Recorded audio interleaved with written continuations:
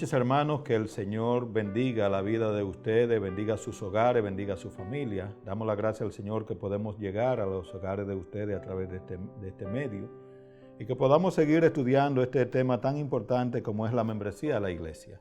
Esperamos que usted tenga allí su folleto a mano, que usted lo haya estudiado bien a plenitud en su casa y que podamos ver algunas cosas importantes que nos enseña este folleto. Yo quisiera, antes de comenzar, leer 2 versículos de la palabra de Dios, ¿verdad?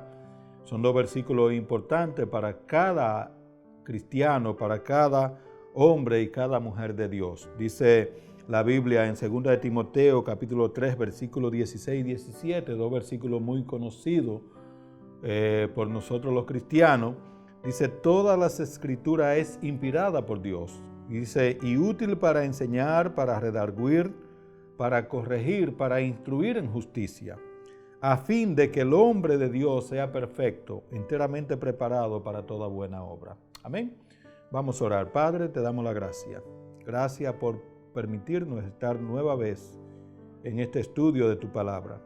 Oramos, Señor, pidiéndote que tú nos dirijas, que sea tu Santo Espíritu de una manera especial, abriendo, Señor, los oídos del entendimiento de cada uno de nosotros y que podamos gozarnos en ti y en tu palabra.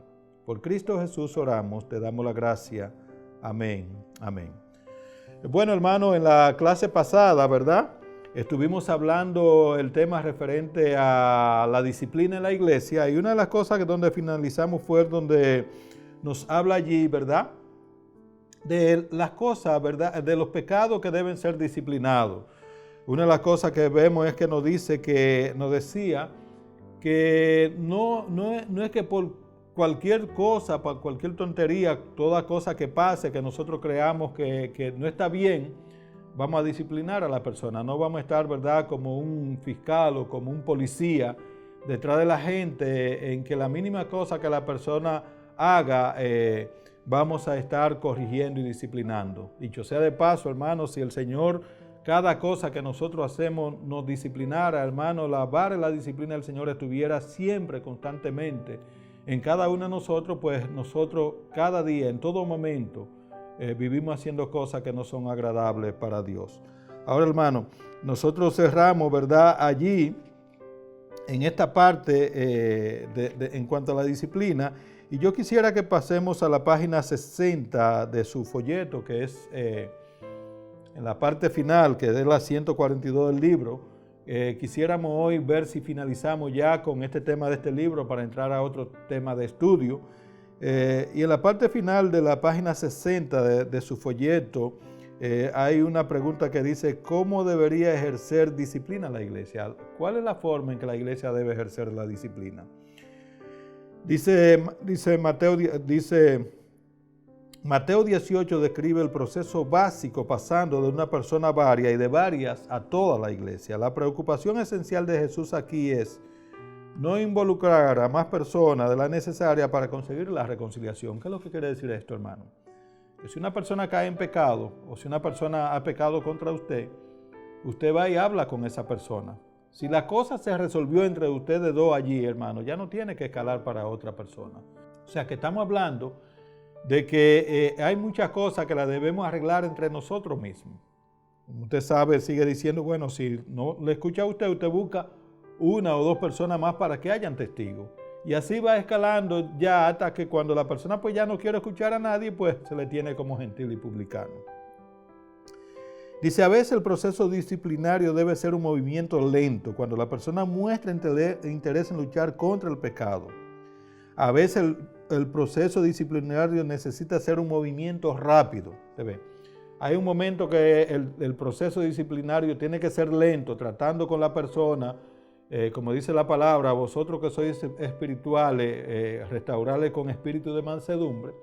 Pero hay otro caso, hermano, donde el proceso disciplinario debe ser rápido, como el que nosotros vemos en 1 Corintios capítulo 5, con este hombre en la iglesia que estaba viviendo con la esposa del padre. Eso era algo que era un pecado abierto, conocido de la iglesia y conocido de la gente del mundo, y había que actuar rápido. Eso no se le debía dar tiempo. Hay pecados en medio de la iglesia que no se le debe dar tiempo, porque lo que hacen es, hermano, que eso ese pecado, como, igual que la manzana podrida, daña la demás manzana, daña el testimonio de la iglesia, pero también afecta a la imagen de nuestro Señor y Salvador Jesucristo. Porque debemos tener entendido, hermano, que cada uno de nosotros como cristianos somos representantes de Jesús. Y lo que nosotros hagamos va a hablar mucho del Jesús al que nosotros representamos. Amén.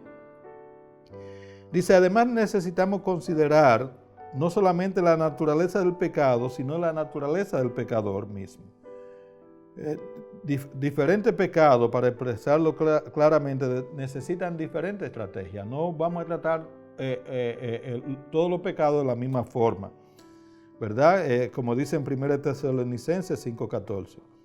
Dice, a menudo los miembros de la iglesia se preguntan cómo deben relacionarse con alguien que ha sido disciplinado. Dice, el Nuevo Testamento aborda este asunto en diferentes lugares. Usted puede verlo en 1 Corintios 5:9 y 11, 2 Tesalonicenses 3:6, 2 Tesalonicenses 14:15, en el 3, versículo 6, versículo 14 y 15, 2 de Timoteo 3:5, en Tito 3:10, o sea, hay muchos lugares, ¿verdad? Dice, la consejería básica que ofrecen los ancianos de mi propia congregación, el escritor está hablando de su iglesia, dice, es que el tono general de la relación con la persona disciplinada debe cambiar notablemente. O sea, yo no debo tratar, ¿verdad?, a una persona que está siendo disciplinada con esa misma empatía que lo hacía, que así había anteriormente, pero con esa misma informalidad. Pero sí, hermano, también tampoco debo, como dice la palabra de Dios,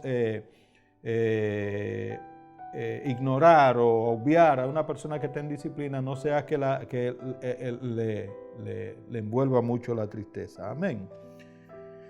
Dice, ¿en qué momento tiene lugar la restauración? Dice en la página 61. Cuando una persona que está siendo disciplinada, ¿en qué momento tiene lugar la restauración? Dice, bueno, cuando el pecador se arrepiente. Tan pronto un pecador se ha arrepentido, debe ser restaurado. Dice, a veces el arrepentimiento es claramente de color blanco o negro, como cuando un hombre abandona a su esposa. ¿Qué debe hacer? Bueno, una forma de arrepentimiento es que el hombre que abandonó a su esposa vuelve donde su esposa. Dice, a veces gris, como en el caso de una persona atrapada en un ciclo de adicción. Entonces se necesita mucha sabiduría. Dice, una vez que la iglesia ha decidido restaurar su comunión y la cena del Señor a una persona arrepentida, no debe existir un periodo de prueba o una membresía de segunda clase. Por el contrario, la congregación debe anunciar su perdón públicamente. San Juan 20:23. Confirmar su amor hacia la persona arrepentida, 2 Corintios 2:8, y celebrarlo, que la persona se ha arrepentido. Amén.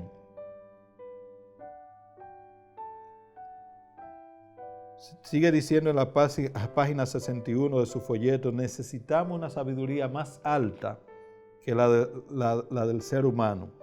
Dice, cuando las iglesias empiezan a practicar la disciplina, se encuentran a menudo afrontando situaciones complejas y no tienen precedente en las escrituras que poder consultar. En otras palabras, muchas veces hay casos en la iglesia en los cuales tenemos que disciplinar que no hay un precedente, hermano, en la Biblia que nosotros podamos tomarlo de ejemplo. Recordemos, hermano, que cada día el hombre es como si el hombre estuviera reinventando nuevas formas de pecado y nosotros vamos a encontrar cosas y casos que no acontecían o que no eran normales en el tiempo en que se escribieron las Sagradas Escrituras. Entonces ahí necesitamos, hermano, una comprensión que vaya más allá de nuestra comprensión humana. En otras palabras, necesitamos la guía del Espíritu Santo para saber cómo actuar en esa situación. Amén. Dice, la preocupación principal de la iglesia, escúcheme bien, la preocupación principal de la iglesia debe ser la reputación de Cristo. A veces hay personas que lo que están buscando es proteger su reputación. Ah, no, porque Él me dijo. Ah, no, porque Él me hizo. Ah, no, porque Él me habló. Hermano, la reputación que nosotros debemos cuidar más que todo es la reputación de Jesucristo. Amén. Dice, esto lo logrará considerando cuidadosamente si puede o no puede seguir confirmando la confesión de fe de alguien cuya vida tergiversa tan escandalosamente a Cristo. Proteger la reputación de Cristo es, de hecho, la acción más amorosa hacia el pecador, hacia la iglesia y hacia las naciones. Amén. Ahí pone el ejemplo, ¿verdad?, que ya había mencionado anteriormente, que era de Momo, y habla de el desenlace final de esta situación de Momo y de esta carta que él mandó a Andrés, que era un hermano de la iglesia en Estados Unidos, y de la iglesia que Andrés y la iglesia le mandaron a Mono, en el lugar donde estaba. Se lo dejo para que ustedes lo lean, hermano. Ahora, hermano, vamos al capítulo 8, que es la página 63, y que es la 147 en el folleto, pero la 63 en su folleto, pero la 143 en el libro. Dice, debería ser igual la membresía en toda parte. Dice, esta iglesia no tiene nombre. Está hablando de una iglesia, ¿verdad? Aquí pone el ejemplo de una iglesia en Asia, donde las iglesias no tienen nombre, donde los cristianos viven bajo un régimen de persecución, donde muchas veces un cristiano no puede identificarse tan claramente. Y él compara esta iglesia con una iglesia en Estados Unidos, pero que yo creo que el mejor ejemplo para nosotros es compararla con una iglesia en el lugar donde nosotros estamos viviendo, que es muy parecido a Estados Unidos, donde no hay persecución. Entonces, la forma, hermano, en que se verifica la membresía en una iglesia de esta perseguida y una iglesia de nuestra no es la misma. Lo primero es que, hermano, que las iglesias en los lugares que están bajo persecución no son iglesias grandes. Son iglesias donde se reúnen 10, a lo sumo 15 personas. Cuando son 20 tienen que dividirse porque se reúnen en casa y tienen que pasar lo más desapercibido posible. Ahora, hermano, en esas iglesias, como usted puede ver que le habla aquí, hermano, cada cual conoce. En una iglesia de esa, de 15 personas, de 10 personas, todo el mundo conoce y sabe quién es cristiano. Ahora mismo todo el mundo es cristiano y uno no sabe bien si es o no es. Pero, hermano, en esas iglesias, esas son iglesias parecidas a las iglesias neotestamentarias, ¿verdad? A esa iglesia perseguida del Nuevo Testamento, donde el que era cristiano, porque todo el mundo se identificaba. Ahora nosotros estamos viviendo en un tiempo donde el ser cristiano es una moda, donde usted oye a todos los artistas son cristianos, viven bebiendo, viven cantando canciones que llevan a la gente al suicidio, al adulterio, a la fornicación, a la drogadicción, pero ellos se identifican como cristianos, porque ahora es una moda. Dice, ¿en qué asunto es la membresía igual en toda parte? Hermano, yo creo que la membresía tiene, su forma es la misma en toda parte, pero el fondo es diferente. Dice aquí, página 63, la respuesta sencilla es sí y no.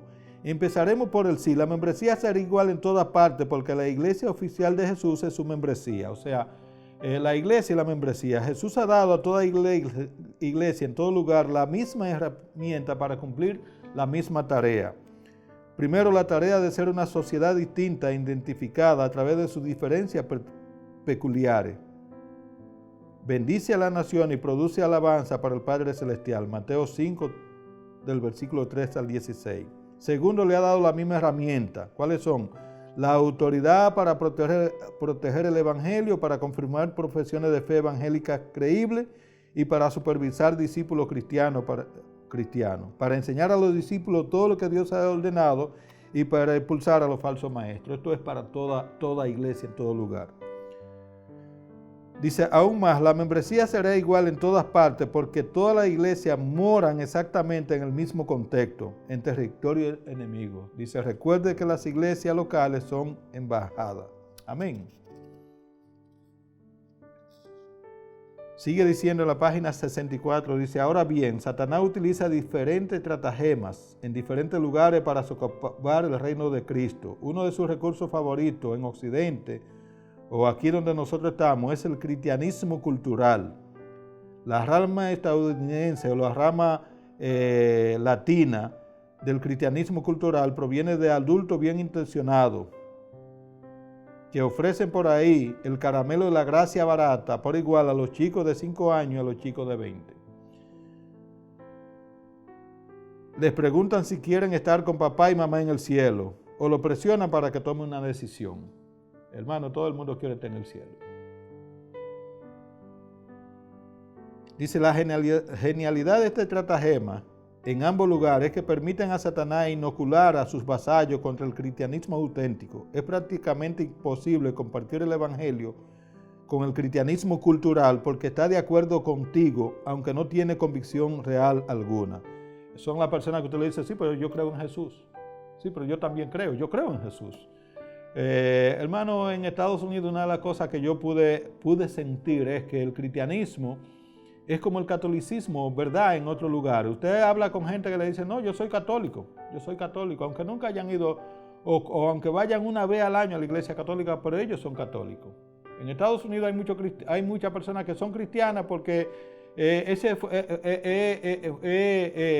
lo que ha permeado la vida de Estados Unidos es el cristianismo y ellos son cristianos. Yo soy bautista, pero no van a la iglesia, viven bebiendo, viven engañando, viven haciendo todas las cosas que hace un pecador cualquiera, pero ellos se consideran que son cristianos. Dice, el otro gran peligro del cristianismo cultural es que induce a la iglesia a creer que no están viviendo en territorio enemigo. Las iglesias piensan que las naciones son su casa, que están en un sitio seguro, hermano. Hermano, y una de las cosas que debemos entender, el cristiano debe entender, que nosotros estamos en un mundo que no es nuestro mundo. Y que nosotros no debemos amistarnos con el mundo, que nosotros no debemos amar al mundo. ¿Sabe usted, hermano, que una de las tácticas que usan los pastores de la teología de la prosperidad es que le venden a toda esta gente que le siguen, hermano, la gloria en este mundo, el paraíso en este mundo, la grande bendición en este mundo? Y usted ve a la gente siguiendo, hermano, este tipo de cristianismo. Hermano, pero el Señor Jesucristo dijo, buscar primeramente el reino de Dios, poner la vista en las cosas de arriba. El reino nuestro no es de este mundo, dijo el Señor Jesucristo. Amén. Dice, no importa dónde vaya, no importa el año que sea, la iglesia local protege el evangelio contra toda clase de ataque, escogiendo cuidadosamente a quien recibe como miembro. Dice, todas las iglesias deben hacerse la misma pregunta crucial, o deben hacerle, ¿verdad?, a una persona que quiere, que dice que es cristiano, para la membresía. ¿Y cuál es esa pregunta crucial? La pregunta crucial, la primera es, hermano, ¿quién dice tú que es Jesús? Era, hermano, lo que decimos siempre, hermano, que no todo Jesús salva. ¿Quién dice tú que es Jesús? Otra pregunta crucial es, ¿estás seguro de que verdaderamente estás preparado para tomar tu cruz y negarte a ti mismo, identificándote con Jesús y con su cuerpo, hermano? Hermano, hoy hay muchos cristianos que no toman su cruz, que no están dispuestos a perder su vida por causa del evangelio, pero son cristianos. Dice, ¿en qué asunto es la membresía diferente en toda parte? Dice, al mismo tiempo debería estar claro, por lo que ya he dicho, que la iglesia en diferentes lugares afrontan diferentes desafíos. La tarea básica y las herramientas son las mismas, pero la estructura y las estrategias son algo diferente. Por ejemplo, nosotros podemos ver, hermano, que una de las cosas que nos habla aquí es de la complejidad social. Dice, para empezar, cuanto más grande y compleja es una sociedad, más difícil es confirmar profesiones de fe creíbles y supervisarla.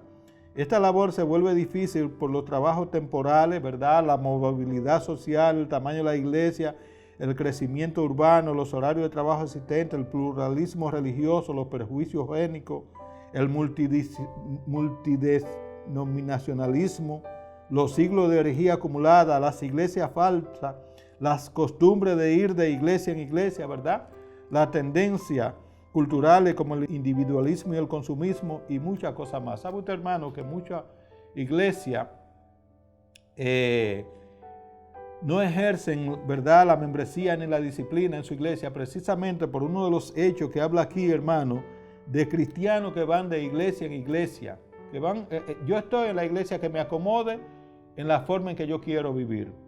O sea, no es que yo busco vivir como Cristo quiere que yo viva. Yo quiero una iglesia que me permita vivir como yo quiero vivir. Y ese no es el verdadero evangelio. Una de las preguntas que uno se preguntaría, ¿está con Jesús? Y dice, no te lo sabría decir, solo aparece los domingos por la mañana. Vive a 30 minutos de la iglesia. No tengo idea de cómo es tu vida durante la semana. Ha estado saltando de iglesia en iglesia durante años. Dice que ama a Jesús, pero ¿a qué Jesús te refiere? Tenemos un centenar de personas de ese tipo para escoger.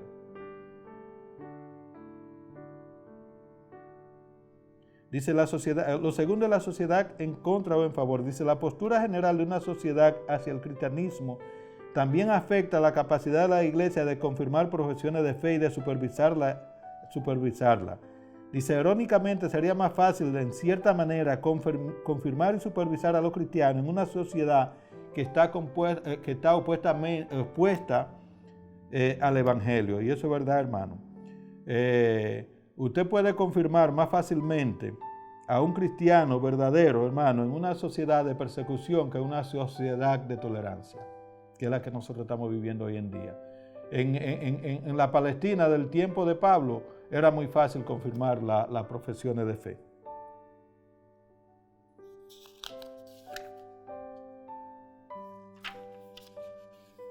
Yo quisiera, hermano, pasar, le voy a dejar la página 65, 66, y voy a pasar a la página 67 donde dice, son tan diferentes estos modelos de iglesia. Son tan diferentes estos modelos de iglesia.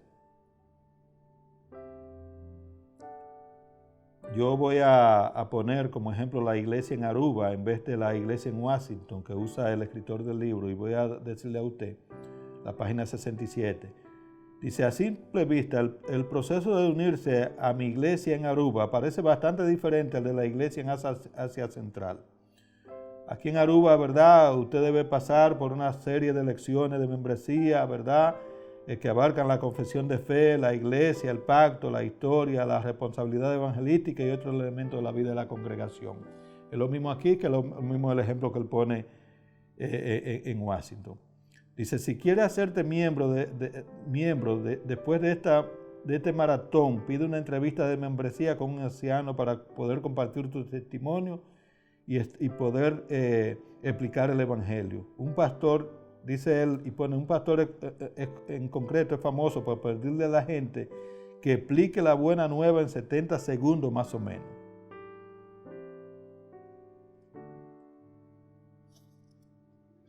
Y ahí habla, hermano, de todos los asuntos, ¿verdad?, que tienen que pasar para ser aceptados en la membresía en este tipo de iglesias que son las nuestras.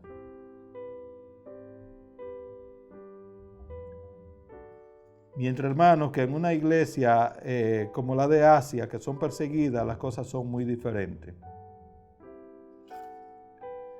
Dice, la membresía y la vida cristiana son la misma cosa. En la iglesia de Francisco y Alberto, que esta iglesia, hermano, lo que están hablando son de las iglesias en Asia Menor. Dice los factores contextuales simplifican la estructura de la membresía. Como alguien me dijo, saber quién está dentro y quién está afuera es relativamente fácil, ¿verdad? Porque usted sabe que usted es cristiano a costa de su propia vida, a costa de encarcelamiento. Dice, esto se vio claramente durante una redada policial en la iglesia que hizo que los miembros se sintieran más que nunca en el centro de atención. Dice, el desafío más grande para Francisco y Alberto radica en enseñar a los miembros de la congregación acerca de las nuevas responsabilidades los unos con los otros, como también el propósito de la disciplina eclesial. Pero para ellos estas lecciones no son asunto de la membresía, sino más bien asunto de la vida cristiana, de cómo vivir la vida cristiana. Dice, para estos benditos santos, la vida cristiana y la membresía de la iglesia prácticamente se mezclan, son una misma cosa. En otra palabra, hermano, en estos países es muy fácil usted poder identificar a los verdaderos miembros de una iglesia. En las iglesias que estamos tenemos, hermanos, para nosotros poder que identificar a un verdadero miembro hay que pasarlo por una serie de preguntas, por una serie de cursos, por una serie de cosas. Amén. Pero así es la cosa, hermano. Conclusión. Dice, la iglesia local define al mundo lo que es el amor a través de la vida de su miembro. Dice, estas son buenas noticias porque el mundo actual está bastante confuso con respecto a la definición del amor. Piensa que el amor es como una masa de gelatina, algo sin centro, sin partes y sin arista dura. Piensan que el amor es un asunto libre de condiciones, expectativas, estándares o juicios, tal y como expresa una famosa pegatina, ¿verdad? Amor más amor es igual a matrimonio. Enfrentamos el amor contra la ley y la verdad, incluso en los propios círculos cristianos, dividiendo el mundo entre gente que defiende la verdad y gente que defiende el amor. El problema es que el amor de Jesús no es así. El amor de Jesús empieza con un acto de misericordia y entonces llama a los receptores de la misericordia a la libertad de la obediencia. Dice, primero es un acto de misericordia. Nadie tiene mayor amor que este, que uno ponga la vida por sus amigos, dijo Jesús en San Juan 15:13. Dice, entonces luego es un llamado a la obediencia. Si me amáis, guardad mis mandamientos, San Juan 14:15. Dice, el mundo no entiende esta combinación, pero este es el amor de Dios. El amor y la santidad no se oponen el uno contra el otro, sino que se asocian para llevar a la gente a Dios. Dice, por tanto, el Rey Jesús llama a la iglesia a que manifiesten la misma misericordia y el mismo amor obediente ante el mundo. Un mandamiento nuevo os doy, que os améis unos a otros como yo os he amado, que también os améis unos a otros. En esto conocerán todos que sois mis discípulos si tuvierais amor los unos por los otros. San Juan capítulo 13, versículos 34 y 35. Dice aquí, así que entregamos nuestra vida por otros y entonces luchamos juntos por la libertad de la obediencia. Cuando lo hacemos reflejamos el amor de Cristo por el mundo y promovemos que las naciones alaben a Dios. Hermanos, que el Señor les bendiga. Que el Señor nos ayude a que podamos entender este tema y que podamos buscar hacer la voluntad de Dios. Que Dios les bendiga. Vamos a orar. Padre, te damos la gracia por el tiempo. Pedimos, Señor, que este estudio de tu palabra pueda ser de bendición a la vida de cada uno de nosotros y que podamos hacer las cosas no como nosotros queramos, sino como tú mandas. Por Cristo Jesús oramos, te damos la gracia. Amén. Amén.